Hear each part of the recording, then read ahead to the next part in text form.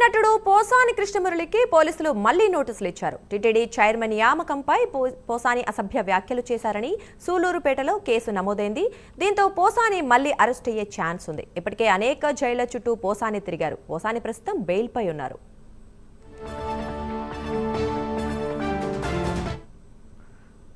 ఇక పోసాని కేసు గురించి మరిన్ని వివరాలు మా కరెస్పాండెంట్ నరేష్ అందిస్తారు. చెప్పండి నరేష్. రైట్, మొత్తానికి పోసాని మళ్లీ నోటీసులు అందజేశారు.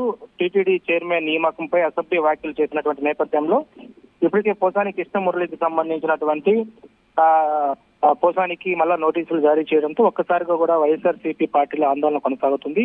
ఇటు సూలూరుపేటలో కూడా కేసు నమోదు చేశారు. టీటీడీ చైర్మన్ నియామకంపై అసభ్య వ్యాఖ్యలు చేసినటువంటి దానిపై కూడా సూలూరుపేట పిఎస్ కేసు నమోదు చేయడంతో మళ్ళీ అరెస్ట్ అయ్యే ఛాన్స్ కూడా కనపడుతున్నట్టుగా తెలుస్తా ఉంది. ఇప్పటికే అనేక జైలు చుట్టూ తిరిగి పోసాని రిమాండ్ లో ఉన్నటువంటి పరిస్థితిలో ఆయన బెయిల్ పై బయటకు వచ్చినటువంటి తరుణంలో పోసానికి మరోసారి అరెస్ట్ అయ్యేటువంటి అవకాశం దాదాపు కనపడతా ఉంది. ప్రస్తుతం బెయిల్ పై పోసాని హైదరాబాద్ లో ఉన్నప్పటికీ కూడా టీటీడీ చైర్మన్ నియామకంపై ఆయన గతంలో చేసినటువంటి అసభ్య వ్యాఖ్యలు ఏదైతే ఉన్నాయో వాటి పట్ల కూడా సూలూరుపేటలో ఉన్నటువంటి అటు ప్రజానీకం అతనిపై కేసు నమోదు చేశారు. అయితే పోసాని కృష్ణ మురళి ఎవరైతే ఉన్నారో పోసాని ఇప్పటి వరకు కూడా బెయిల్లో రిమాండ్ లో ఉన్నటువంటి పరిస్థితుల్లో దాదాపు కూడా వైఎస్ఆర్సీపీ పార్టీ శ్రేణులు అంతా కూడా ఆయన్ని పరామర్శించడానికి వెళ్ళినటువంటి తరుణంలో అతనిపై అక్రమ అరెస్టు చేశారు. అతన్ని అక్రమంగా కూడా అరెస్టు చేసి ఆయనపై కక్ష సాధింపు చేసినటువంటి పరిస్థితులు మరొక ముందే మరో కేసు సూలూరుపేటలో నమోదు కావడంతో ఇటు టీటీడీ చైర్మన్ నియామకంపై వచ్చినటువంటి అసభ్య వ్యాఖ్యలు ఏదైతే ఉన్నాయో వాటి మీద పోలీసులు కూడా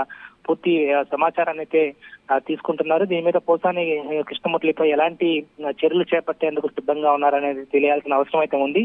మరి పోలీసులు సూలూరుపేటకు సంబంధించిన పోలీసులు ఆయనకి నోటీసులు జారీ చేస్తారా? నోటీసులు జారీ చేసిన తర్వాత విచారణకైతే రమ్మంటారా? ఎలాంటి పరిస్థితులు ఉండబోతున్నాయనేది మాత్రం ప్రస్తుతం ఒక ఆందోళన కొనసాగుతున్నటువంటి పరిస్థితి కనబడతా ఉంది.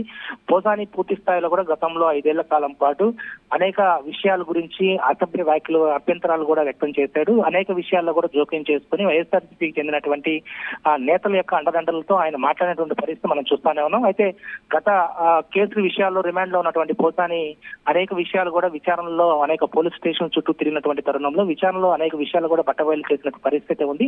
మరి ప్రత్యేకించి టీటీడీకి సంబంధించినటువంటి చైర్మన్ అసభ్యకరమైనటువంటి వ్యాఖ్యలు ఏదైతే చేశాడో అభ్యంతరకరమైన వ్యాఖ్యలు ఏదైతే చేశాడో వాటిపై మళ్ళా విచారణకు సూలూరుపేటకైతే రావాల్సిన పరిస్థితి కనపడతా ఉంది. మరి నోటీసులు ఇచ్చేందుకు సూలూరుపేట పోలీసులు హైదరాబాద్ కూడా వెళ్ళినట్టుగా తెలుస్తా ఉంది మనకున్నటువంటి సమాచారం మేరకు. మరి నోటీసులు ఇచ్చిన తర్వాత ఆయన విచారణకు వస్తారా? ఒకవేళ రాకపోతే మళ్ళా అరెస్ట్ చేసేటువంటి అవకాశం ఉందా అనే దాని మీద కూడా ప్రస్తుతం ఒక ఆందోళన కనపడుతున్నటువంటి పరిస్థితి కనపడుతుంది. వైఎస్ఆర్సీపీ నేతల్లో మాత్రం మరోసారి పోసాని అరెస్ట్ చేస్తారనేది మాత్రం ఇటు అయితే చక్కర్లు కొడుతున్న పరిస్థితి కనపడతా ఉంది. మొత్తానికి పోసానికి మరోసారి జైలు తప్పదా అంటే మాత్రం ఖచ్చితంగా కూడా తప్పదని కూటమి ప్రభుత్వ నేత నాయకులు చెప్తా ఉన్నారు. ఎందుకంటే పోసాని గత 5 ఏళ్ల కాలంలో డిప్యూటీ పవన్ కళ్యాణ్ మీద అయ్యుండొచ్చు, అదేవిధంగా చంద్రబాబు నాయుడు, అదేవిధంగా ముఖ్యంగా ఉన్నటువంటి ముఖ్య నేతలు ఎవరైతే ఉన్నారో వాళ్ళందరి మీద అసభ్య వ్యాఖ్యలు చేశారు, అభ్యంతర వ్యాఖ్యలు చేశారు. ఆయన అనేక విషయాల్లో కూడా తలదూర్చి టీడీపీకి సంబంధించినటువంటి అప్పుడు ప్రతిపక్ష నేతలు ఉన్నటువంటి అనేక మందిపై కూడా ఆయన మాట్లాడడం జరిగింది.